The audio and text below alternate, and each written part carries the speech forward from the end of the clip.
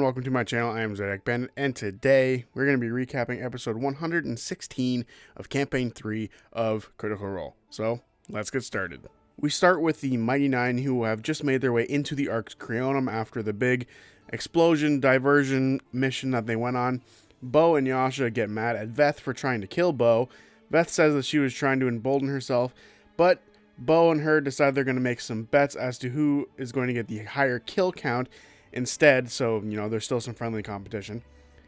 Caleb tries to figure out what's going on in all of the chaos, but can't quite get a grasp of what's going on because of said chaos all around them. They're still under the seeming spell, so they're still hidden for the moment. They can hear fighting and movement basically all around them. They try to remember if they need to move up or down, but they think back and think it might be best to try to move towards the core of the Arc's Konum, and then from there go up or down. But they know they're near the bottom, so probably best to go up. Caduceus can hear some discussions happening off to the right, and above he can hear the conflict.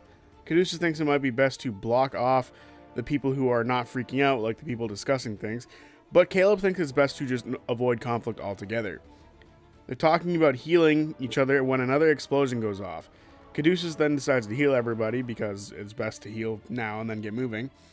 Veth and Bo are leading the way, as they are the best investigators, and they make another bet as to see who does better. They both roll an investigation check. Veth gets a 25 and Bo gets a 15. Veth leads the way forward and they go up a staircase. She notes the pattern of the architecture here. She sees the pattern of function over the looks and aesthetic, and she can see that there are veins of ruinous glass that seem to grow more and more as they lead them towards the core. So she starts following more of the glass veins, so when they get bigger, they know they're going the right way. They reach the next floor, and they see guards go running by. They are more decorated guards than those outside. A Ryloran Juggernaut looks at the group and looks at Caleb, who seems to look like the highest ranking among them in their seeming. The Juggernaut asks what they're doing, and Caleb says that they're here to help. The Juggernaut says they need to go to the front, and then Caleb needs to make a deception check. He rolls a dirty 20. The guard turns and begins to run back toward the other group, but looks back at the party to see if they're coming with. They try to make it look like they're moving forwards, but actually they're moving backwards. Group dissection check, and I'll be blunt with you, they rolled like dog shit. The guards all notice them, and they start sprinting at the group. The party back up into an intersection, and Veth casts Hypnotic Pattern. 2 of the 3 guards fail, and try to grab at what look to be buttons just floating in the air. The last one, however, goes for Veth. Caduceus casts Command on it, and says to trip. And the guard fails and in fact does trip and is now prone. Bo tries to take his weapon away, contested strength roll, and the guard wins and keeps its blade for now. Jester then casts Inflict Wounds on it but misses. Yasha swings and hits with a 30, dealing 41 damage on the first hit. She swings again, hitting for 15 damage. Caleb then uses Firebolt on it as it begins to try to flee, and killing it outright, and it drops dead. Bo takes the blade from it and then, begins to run up the stairs with the rest of the group to the next floor. They see some damage here as well. Veth sees on this higher floor that the arches for this glass wall are actually getting higher, and they see that the walls are made of more glass than the stone that was there before. As they move, Veth needs to make a wisdom save as there's a pulse moving through the glass. She rolls a 21 and she feels static come over her mind for a moment, but she's able to push through it. She does see a ghostly figure moving about. She sees a Ryloran, long and stretched out, wearing ornate headpiece and armor, reaching out towards her, but she's able to push it away. She hears, visitors. She tells the others of what she saw and heard, and they hear sounds of what sounds to be like claws scratching on the ground moving towards them. They see a bunch of headless panther-like creatures turn a corner. That's the ones that have like the mouth where their head should be. And they're now running towards the group. They're sprinting towards the party at a very heavy rate, and the party see another offshoot hallway. They run up toward it, and then Bo throws her ball bearings out to make the panther-like creature slip. The party turn the corner as she does so. They do successfully trip on these ball bearings, using all the remaining ball bearings she had, by the way. So the panther-like creatures slam into the ground and slide past the party. Caleb hits one as it goes by with a firebolt for 23 damage, and they continue down the path that Veth led them.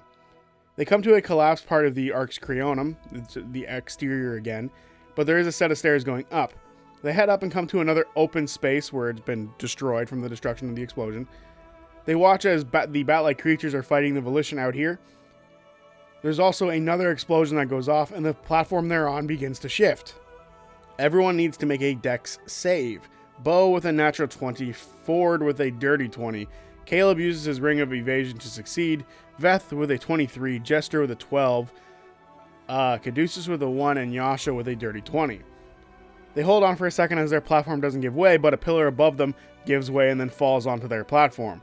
Most of the party are able to avoid damage, however, Jester and Caduceus are hit by much debris as it slams down, and they both take 14 damage. Jester lands with the rest of the party, but with Caduceus' natural 1, they don't see him anywhere. The rest of the party have no idea where he is.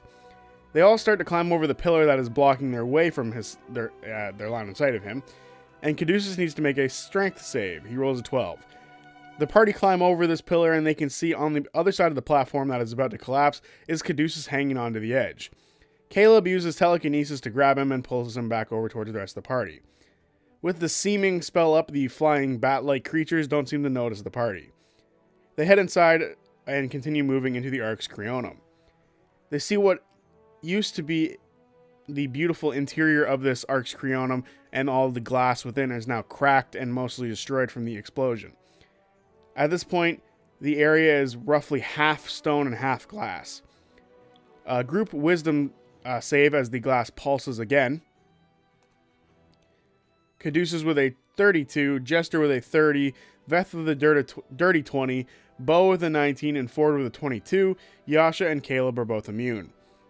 They all feel the buzzing that, is accompanied with the static, and they all hold their sense of self for now. They all do see the same sort of shadowy figures that Veth saw before, however. Veth cast Intellect Fortress on herself just to aid with these, pain in the asses kind of trying to move into their heads. They continue looking for their path forward into the core, and Caleb will lead the investigation roll. Veth bets again with Bo that he will do really well. However, he rolls a natural 1. They follow a hallway that turns into what looks to be a brass hallway now. It seems very grandiose. It goes up, up, up, and up until they reach a very large brass door that is slightly open because it is broken from what seems to be the explosion. It is slightly open, and inside there seems to be 12 red-scaled, one-eyed creatures that are trying to come out, and they're looking right at the party. With telekinesis, Caleb, however, picks up the door and fixes it and puts it in place. Yasha tries to hold it shut as the creatures slam into it, and Jester goes up and tries to hold it with her. The creatures try to slam through, but with the combined strength of all three of them holding up the door, Caleb with telekinesis and the other two just being strong, they are not able to burst through it quite yet. The rest of the party figure out because there's less glass here that they actually went the wrong way. Caduceus looks for any hidden doors, but doesn't find any. The party head back down and try to get away from the creatures. Caleb shifts a bunch of the stone that has been broken around to block their path behind them. Veth suggests that Ford leads them as he is a captain, and he rolls a 34 on his roll. Veth bets against him and lost in this moment with, Bo. It seems that their bet for who gets the most kills has turned into a series of different bets. Ford leads them around the entire place and avoids most of the guards that they come across. The hallways grow wider and the glass becomes more relevant, and the archways become more intricate as they move in, with more metallic rings being placed inside of them. They feel the static again, but they are mostly tuned to it at this point. They see the shadows all around them. Eventually, the hallway that they're in opens up into what looks to be a pyramid-shaped antechamber. There's a beautiful design on the wall that looks like some sort of historical image, but it is now cracked from the explosion. They see two sets of double doors that are open leading to another room, the same room, and there's a teal glow coming through both sets of double doors, as they're both open. Bo tries to understand the image above her, and she rolls a history check of 22, and she sees what looks to be some sort of reverse celestial calendar that seems to keep time by using Catha and Exandria, as opposed to using Catha and Ruidus. Deeper down, it seems to show the history of Ruidus, with the glass being coming outward from the core, reaching up with the intent of being free. They then go to the double doors on the right.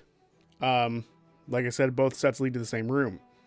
The light is pulsing like the pulse of the central pillar that they saw outside. To the left of them, right as they enter the room, is a arch-shaped carved piece of glass, like a horseshoe shape, that is about 20 feet tall, and it has a glowing pattern to itself. They can see the chamber has a bunch of raised areas and bridges leading to those raised platforms. Bo looks for the Weave Mind and rolls a 24 on her perception check and have no Weave Mind in sight. It seems empty in here. She sees veins of Ruda's glass bursting from the ground that have been sort of built into the decor here. And there are other full-on pillars of glass that are in this room as well. They think this is it, the room that they will be fighting the Weave Mind in. Ford uses Star Razor to cast See Invisibility and rolls a perception check. Veth bets 1,000 gold that someone dies in this room, 2,000 if it's her. Ford rolls a 19 on his perception check, and he sees two figures standing near two separate glass crystals, seemingly focused on them. He sees the stretched form of the Ryloran Weave Mind. Two of them, then, they're wearing very ornate clothing, and they each have different headpieces. Their skin is old and wrinkly, and feet dangle just above the ground, just below their robes. Their headpieces are all different. One of them seems to have a crescent moon, and the other one seems to have an hourglass shape to it. Those are the only two we know about at the moment. Ford hears, "Welcome, do you wish to converse a bit?" Ford tells the party that they're speaking to him in his mind and want to talk. Both of the Weave Mind that Ford can see are looking at him now. Caduceus wants to talk a bit. Ford says he thinks that they are beyond that point unless they're willing to step outside of the room they're currently in. Another one of these Weave Mind floats into view, and they say that they insist, and a strength saving throw is needed for Ford. He rolls a 14 and is suddenly pulled into the room, seemingly by some sort of telekinesis. Caleb tries to fight it and rolls a natural 20, and Ford is held in place. Ford feels like he's being ripped apart from his core. Con save, he rolls a 31 and takes 6 damage and isn't ripped apart, lucky him. Ford casts Fairy Fire on the closest Weave Mind so the others can see him, but it saves with a natural 20 and doesn't take any damage. It is, however, floating within the Fairy Fire, so like the rough outline of it is there. Ford then casts Far Step and appears behind that same Weave Mind member. Jester freaks out when he suddenly disappears. Bo spends 4 key points and casts Empty Body. Or cast, I guess uses Empty Body. She turns invisible and has resistance to all damage except for force damage for 1 minute. And it's not like the invisibility spell, where if she attacks something, she drops it, she gets to keep it. She then rushes in, Yasha goes in. Caduceus casts Holy Weapon on her sword, Yasha's sword. Caleb goes in, and so does Jester. The map is now pulled out, and let me tell you, it's pretty goddamn sick. Bo moves up towards Ford. Yasha is a bit behind them. Veth is a bit behind her. Jester casts Blink on herself and chooses to stay outside of the room for now, or at least right at the door. Caduceus is with Jester, as is Caleb. Caduceus activates his armor, and it's time to roll initiative. Bo, a 21. Ford, a natural 20. Jester, a 16. Caleb, a 15. Veth, an 8. Yasha, a 6. And Caduceus, a 5. Most of the party don't see anyone in this room, only Ford can. Bo, however, feels an immense amount of static right near her, and Bo asks Ford where they are. The Weave Mind, that is. He says right in front of him, and she starts swinging, and hits the Weave Mind for her first hit for 16 damage. She tries a Stunning Strike, but it saves with a 29.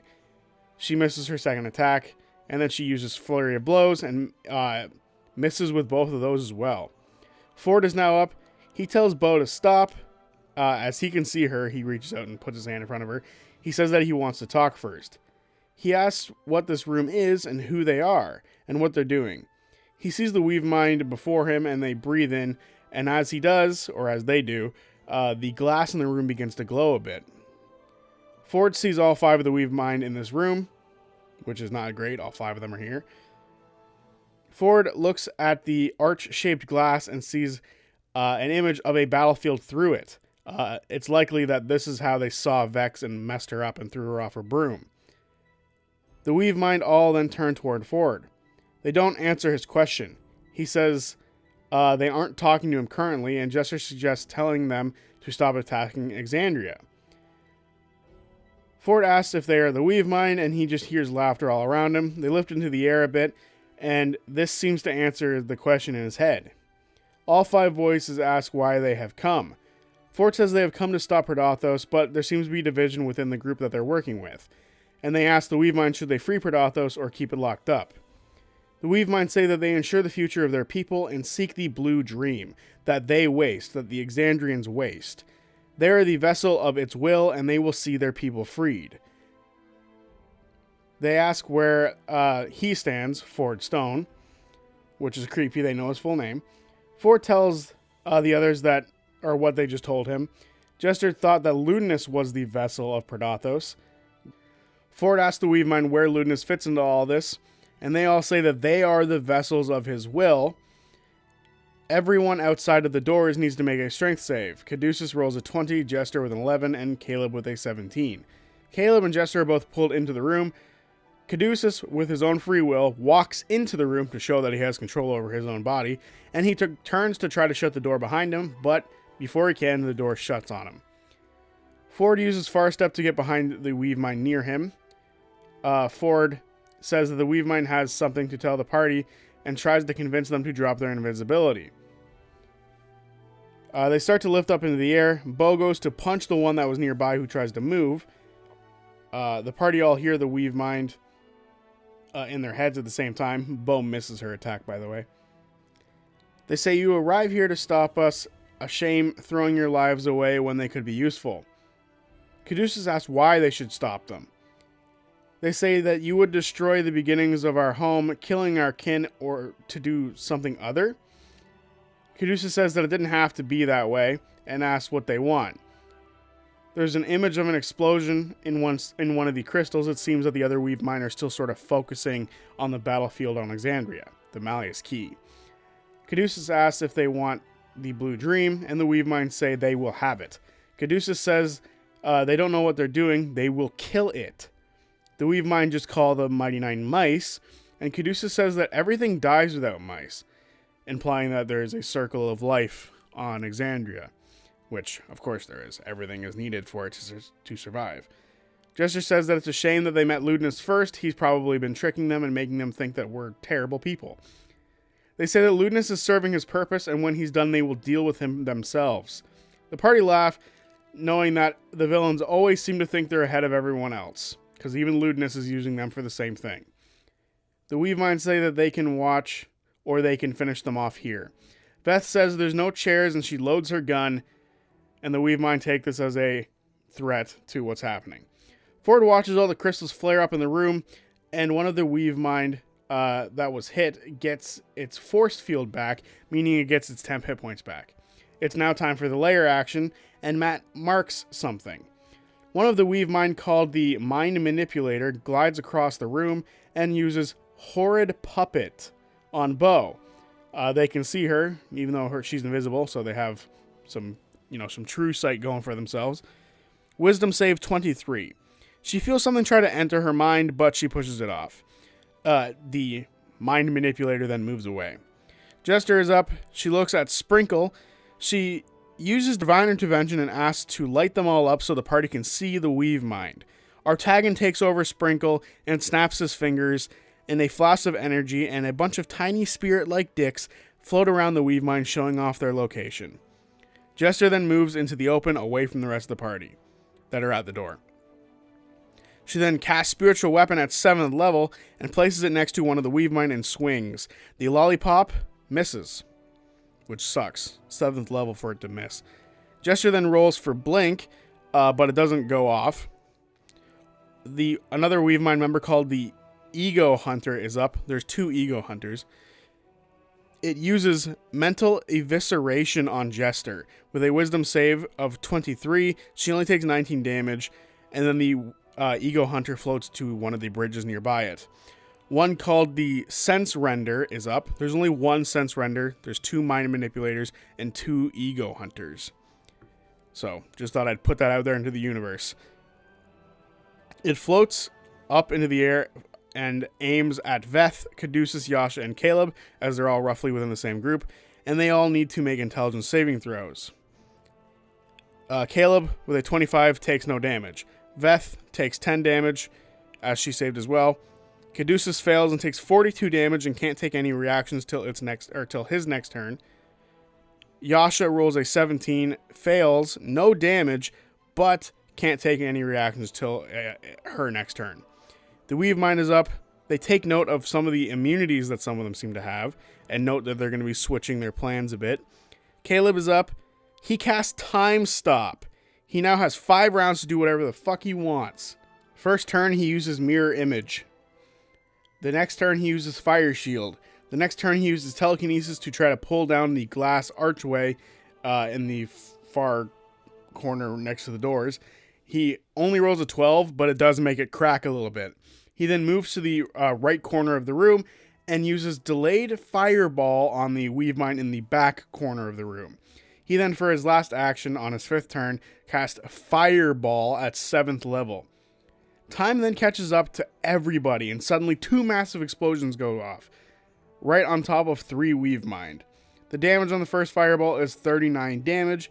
1 saves, taking 19, and the other 2 fail, taking full damage. The second Fireball is 42 damage, and 1 saves for 21 damage, and 2 fail for full damage. All 5 of the Weave Mind seem to react to the pain as if it's being dispersed among them. Their temporary hit point shields are now gone, according to Matthew. It is now time for the other Ego Hunter to move. It looks at Caleb and finds him, because he did not roll a good enough stealth. It floats over to him, and will use what's known as Gouge Ether on him.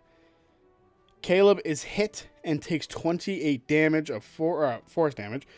Liam rolls a d4 and rolls a 3. He loses 3 spell slot levels, meaning, he can give up a 3rd level spell or a level 2 and a level 1, which is something that gets confused by the party and even myself initially before it got clarified later. So, thought I'd point that out right now. It's 3 spell slots levels worth. It's not like you have to just pick 3 random spell slots and lose them.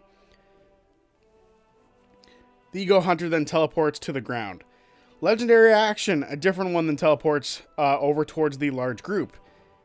A Mind Manipulator is up, and it uses Horrid Puppet on Ford, and he saves with a 34. Fucking insane roll. The Weave Mind then used 3 legendary actions to use what's known as Entropic Storm. 3 of them are in a triangle-like shape around Ford, Bo, and Yasha, and they're all within the AoE. They all need to make intelligence saving throws. They all save. Yasha with a natural 20, she takes no damage. For Bo with a 30, takes 10 damage, because I think she's resistant to that stuff. And Ford with a 22 takes 20 damage. He saved as well, so it would have been 40 damage had he not saved. Veth is up. She uses what's known as Naturally Stealthy as she runs behind Yasha, using her bonus action to hide.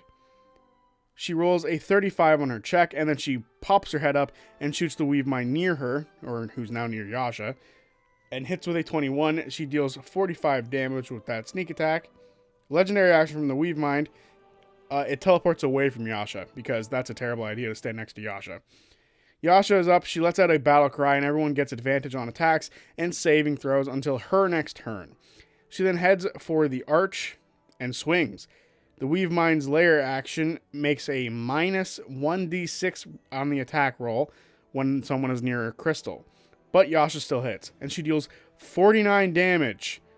7 of that was fire damage, so it's actually the crystals are immune to that. So with Holy Weapon, she deals 52 damage in that swing. But it seems to be immune to slashing damage as well, so it's less than that. She then swings again and hits, dealing more damage, shattering the glass. The Weave Mind all shift and look at Yasha, and they look pissed. She is immune to the buzzing that she hears in her head, and then she moves towards the Weave Mind again. Caduceus is up. Caduceus uses Divine Intervention. He says, the first body in our charge was a violet crystal. It never made a flower, but it gave us the grove. This is where we'll begin the next graveyard. He then asks the Wild Mother to turn the crystals in the room purple and make them vulnerable for one hit until his next turn. Caduceus then moves into cover. Bo is up. Frankly, far more interesting uses, in my opinion, for Divine Intervention in this fight. I do like what Liev Tell used for Divine Intervention in the last one, but not just wasting Divine Intervention on like Revival is cool, because they can just revive people with Revivify. So, you know, using it for this kind of stuff is way more interesting for me. Bo is up. She swings for the crystal that is right in front of her and misses her first attack, but she hits with her second attack, dealing 30 damage. She then uses Flurry of Blows and hits both, dealing 11 and 13, shattering the crystal in front of her. She then runs up towards one of the Weave Mind. Ford is up. He uses Far Step to teleport himself to the highest platform. And he looks at the circle that is right near him, but can't really make anything of it. He then swings for the crystal that is connected to chains on the map. He hits all 3 of his attacks and deals enough damage to destroy it, making the Weave Mind shift again towards him, and the room is filled with rage. He stays put. All of the Weave Mind get their shield back, meaning they get their temporary hit points back, but not as much as before. Layer action, Psychic Pressure. All players that are within range of a crystal take psychic damage and have half their movement. Mind Manipulator is up and will use Telekinetic Blast on Veth, and she is hit for 30 damage. Sorry, she's hit with a 30, and she takes 31 force damage, and she uses Uncanny Dodge to reduce it to half. She then fails a strength saving throw and is then pushed next to Jester. The next one fires at Caduceus and hits for 37 damage, which is insane. And then he makes his strength saving throw, but he fails that and is pushed toward Jester as well. He takes 6 damage as he was actually thrown into the air, and he takes a bit of fall damage from it. Con save to keep up Holy Weapon, and he saves. Jester is up, and she moves away from the group. Good idea. She then makes her Lollipop attack a crystal, and it hits for 29 damage, however it doesn't shatter it. She then casts what's known as Blade Barrier on some of the Weave Mind around her. However, it seems that the Sense Render can use some of the crystals around to try to counterspell or do something similar, and tries to do so with this Blade Barrier magic attack, or magic effect. However, it is a contested roll, and Jester actually wins. She makes it a ringed wall that is 20 feet tall. Damn it, I rhymed. She is able to hit 2 of the 3 Weave Mind over in the direction she aimed it at. And she hits 2 of them that are in the air. Dex saving throws from both of them. 1 saves and 1 fails. The one that failed takes 44 damage, and the one that saved takes 22 damage. The Weave Mind lose their temp HP shields again, and Jester then blinks out. Luckily, Blink is working. The Ego Hunter is up. It floats into the middle of the room, and it gets its mental evisceration back. Crazy that it seems it has a rerollable weapon. Veth needs to make a wisdom save, and she fails with 2 natural 1s. She takes 38 damage, and she can only take a reaction, a action, or a bonus action on her turn. She is sluggish. And I think it's also she can only move if she has to pick one. The Sense Render is up. It moves down towards the group and uses Divine Cognition on Yasha, Caduceus, and Veth. And they need to make con saves. Veth fails again with 2 natural 1s. What the fuck? Yasha saves with a 23 and Cad fails. Veth and Caduceus are both blinded as they hear a pop in their heads. Great. It then flies away. They then use Entropic Storm again on the same 3. Int saves from everybody. Yasha rolls an 18 and gains a point of exhaustion as she fails.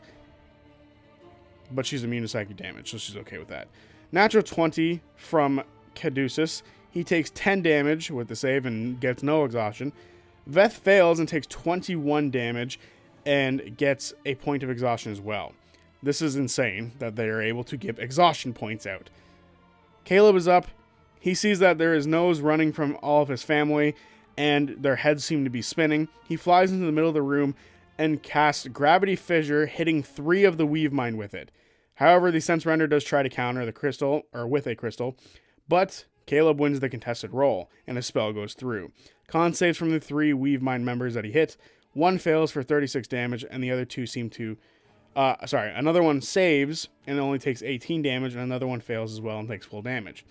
Caleb then flies down using his boots to use a flyby ability to hit them with lightning for 5 damage extra. He then lands and is now on the ground. He would get hit by a Blade Barrier, but he uses his Ring of Evasion to save against it. And only takes half damage from it, I believe. Ego Hunter is up. It flies into the air and teleports into the middle of the room. It then uses Gouge Ethers on Cad 2 times, and it hits both. One dealing 27 damage. He rolls a int saving throw and fails, losing 3 leveled spells again, which is nuts. So 3 1s, or a 2 and a 1, or just 1 level 3. He is hit again. However, Caduceus goes down in this moment, but with Death Ward, he pops back up with 1 HP. Seems I was wrong. My prediction was wrong. Shocking that the person who's immune to psychic damage would not die here. God damn it. What a terrible prediction. I'm shocked it was Caduceus, though. Caduceus going down was shocking. But with Death Ward, he pops back up with 1 HP. He fails the intelligence save again and loses 5 leveled spell slots, which is crazy. The Ego Hunter then lands near where the arch used to be. Caduceus, through all of this, keeps Holy Weapon up. The Mind Manipulator is up. It uses Horrid Puppet on Bo again, and she saves again. We have not seen this move yet, and I want to know what it does. The Mind Manipulator then moves onto the ground. Veth is up. She moves behind the Weave Mind that just landed on the platform where the arch used to be, and casts Shock and Grasp. It has metal on its armor, so she gets it at advantage. And with Blind Sense, she can see anything within 10 feet of her, so she doesn't have disadvantage and pose on her. She hits with a 21 and deals 16 damage, and it can no longer take reactions. Veth then saves from the blind condition, so she can see again. So whatever that pop was, it wasn't a permanent thing. Yasha is up, and she moves to the Ego Hunter that is right near Veth and gets advantage, and swings for 50 damage after she hits. She then swings again, however, she misses. Caduceus is up. He casts Heal on himself, curing himself from his blindness, and heals for 70 HP. But the Weave Mind used Dampen Divinity, so he only heals for 35 instead. This Dampen Divinity is freaking wild, man. Caduceus looks to see if the Weave Mind have eyes, and they do. They seem to be deep within its skull. He ends Holy Weapon, making it burst into energy that comes off Yasha's sword. It needs to make a con save, but it fails, and uses a legendary action to resist, and it only takes 8 damage from this explosion. Caduceus then moves to the right of the platform where the arch was and takes some cover. Bo is up. She runs over to the Ego Hunter next to Yasha and punches it, and hits once for 15 damage and then tries to do Stunning Strike. The Ego Hunter fails, but it uses a legendary resistance to save. She then uses Flurry of Blows. She hits once again for 17 damage, and she uses Extract Aspects. She learns that it is resistant to psychic damage, shocking, and immune to most conditions, which is kind of shitty. And she learns that a lot of their shared abilities seem to come from the crystals, and she informs the others. Ford is up, and he shoots one of the crystals near Jester's Lollipop with Eldritch Blast, hitting it for 12 damage. He then shoots at it again for 14 more damage, shattering it. He then throws 2 more towards the circle on the floor, hitting both for 11 and 13 damage, cracking that circle crystal on the floor. The Weave Mind threatened to tear his friends apart, and then he uses Far Step to hide under a bridge. The Weave Mind get their legendary reactions back at the top of the 20 initiative, and they get their temp HP back. Layer action is now what's known as Drain Nerve. We don't know what that does yet. One of the Weave Minds starts its turn in the Blade Barrier and takes 29 damage. He moves out of Blade Barrier and then gets its Horde Puppet back. It flies under the Blade Barrier and then uses Telekinetic Blast on Caleb. He takes 31 damage as he is hit and is thrown towards Yasha. It then goes to do it again on Caduceus, but misses as he has cover. It then teleports forward a bit. They use a legendary action to teleport again towards Jester. Jester is up, and she moves her lollipop to one of the Weavemind near her and hits it for 20 damage. Jester then moves next to Caduceus, and Jester casts Massed Heal, healing Caduceus for 131, Veth for 96, Caleb for 80, Bo for 21, 30 for Yasha, and Ford is out of range. However, this is all dampened by Dampened Divinity, so whatever I just said, have that. The Ego Hunter is up. It uses Gouge Ether on both Caleb and Caduceus. Cad is hit for 21 and fails, losing 2 more spell levels, which is fucking wild how often these things can use that. Just the idea of taking away spells is just insane. They can take away spells and impose exhaustion on you. These things are freaking wild, dude. Caleb is hit for 31 damage and fails his end save and loses 5 levels of spells, which is insane. The Ego Hunter then teleports again, a little bit away from the party. They use Entropic Storm on everyone except Ford. Int saves Yasha with an 11. She fails and takes no damage, but she gets another point of exhaustion.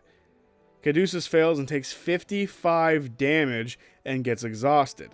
Veth saves and takes 13 damage. Caleb fails, takes no damage, but gets exhausted. Jester saves and takes 26 damage. Veth was able to half the damage, I believe, because of Intellect Fortress. And then Bo saves, and she only takes 13 damage as well, because she's resistant to psychic damage. The Sense Render is up. It moves over Ford. It doesn't see him, though. And it uses Psychic Tempest on the group again. Everyone needs to make intelligence saving throws yet again. Those who fail will take 21 damage and will have no reactions until their next turn. Bo saves, Caleb fails, Veth saves, Jester saves, Caduceus saves, and Yasha saves. So, only Caleb failed. Caleb is up, and he moves away from the group. Good idea to spread out. He casts Power Word Stun on the one flying in the air, and it immediately is stunned because it's below the required hit points. It then falls 30 feet to the ground and takes 16 damage on impact. It is now also prone. The Ego Hunter is up. It moves over towards the wall and uses Gouge Ether on Caduceus and Jester. It misses both. The stunned one fails its con save, but uses a legendary reaction to save. They've used all 3 of their legendary reactions now. Resistances. And they cannot... and they're no longer stunned. Veth is up. She hides in the crystal holder that used to hold a crystal. And then she tries to poke her head out and shoot the Weavemind, one of the Weavemind nearby, and hits, dealing 50 damage. It seems to take the full brunt of this damage. It is not dispersed between the others, as it is not near one of the shared crystals for its shared abilities. That one uses a legendary reaction to then teleport away to get closer to the crystals again. Yasha is up, and she rushes the same guy that was just hit for 50 damage and swings. She hits, dealing 30 damage, and then swings again, dealing 20 more damage, killing the first member of the Weavemind.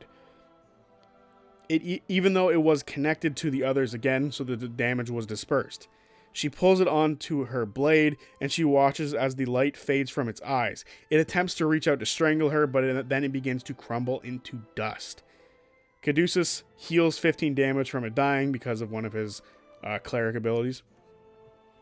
The other Weavemind members take in for a moment that one of their brothers has just died. The party then all feel a nightmarish vengeance fill the room. Caduceus is up. He moves to the arch platform and then takes 1 damage as he hit his knee trying to make his way up. He rolled poorly on his athletics check. He then casts heal on himself. He casts heal on himself, healing himself for 70.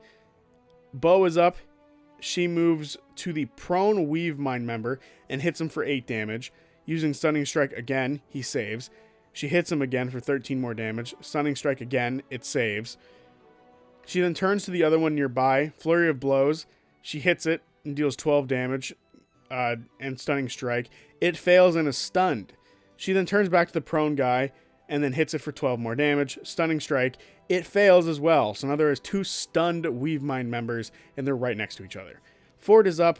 He comes out from under his bridge and casts Eldritch Blast 2 times on the prone guy, dealing 28 damage total. He then shoots again for 14 more damage on that one.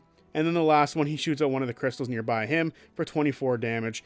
And because it's force damage, it's seemingly doubled. Sorry, the 24 was the double damage. The Weavemind get their temp hit points back, and their layer action is what is known as Drain Prowess. The Mind Manipulator is stunned. The Sense Render is up. He uses Psychic Tempest on the group again, hitting Jester, Cad, and Veth. They roll intelligence saves. They all fail, taking 43 damage and can't take reactions. Veth only takes 10 damage because rogue shit. Jester is up. She moves her lollipop towards one of the crystal pillars, hitting it for 26 damage. She then casts Guiding Bolt at 8th level on one of these standing stunned guys and hits for 40 damage. Caleb is up. He drinks a healing potion. He then looks at the Weavemind and uses Ray of Disintegration at the stunned one, dealing 71 damage. The party see in this moment, in their final moments, the deaths of the Weavemind, the lengths that they were willing to go to take Exandria. The ray burns through the center of the one that he hit, and they all die the same way. They try to gather themselves, but are burnt away from the center, and they can see how truly sad and withered the Weavemind were before they crumble away into dust. Their armor lands on the ground, ringing out throughout the halls of the Arx Creonum, and the static that has been around them this entire time finally ends. The Mighty Nine have ended the Weavemind, and they hope that it was enough to help the Bell's Hells in the hardest task ahead of them. And that's where the session ends. And there you have it, episode 116 of Campaign 3 of Critical Role. Holy shit. I did not expect that fight to be the hardest fight. I really, so far, honestly, that was brutal. That was insane. I think I've made a handful of videos talking about how I thought that the Mighty Nine were going to have easy times. That was not easy times. Now, technically, none of them died. Caduceus did drop, but with Death Ward, he came back up. So, in that instance, you could say, that's okay. They didn't drop, so technically Vox Machina still might have had it a little harder. But, honestly, the Weavemind didn't cast a single spell. All of their abilities were just, psychic abilities bestowed upon them by Predathos. These things were insane. The amount of coordination between them, they seem to have, 5 legendary actions because they're, shared between them. So that was crazy and really interesting. And the amount of shit that they were just able to do with each other, and the fact that they could impose exhaustion, get rid of spell slots, cause blind conditions, and all sort of other bullshit, right? Slow them, make them sluggish so they can only do one thing in a turn, take away reactions. These things were fucking cracked. They were insane, and I'm terrified of the amount of creativity that Matt will be able to use to give Ludinus insane abilities, because he's just been absorbing shit for years, decades, centuries, right? This little son of a bitch has been absorbing stuff for ages. So how strong he is, who knows? I'm concerned for the Bell's Hells. This was a fun episode. I honestly didn't think that this fight was going to be that hard, so I'm very pleasantly excited that it was, because it made it a lot more fun to be stressed out and for it to be tense. I know that sounds weird, but it really was more fun, and I really enjoyed this fight. I wonder how much money that Veth and Bo owe each other now. I wonder who ended up winning the bets. Anyway, I will see you guys on Tuesday for whatever video I make next. Peace.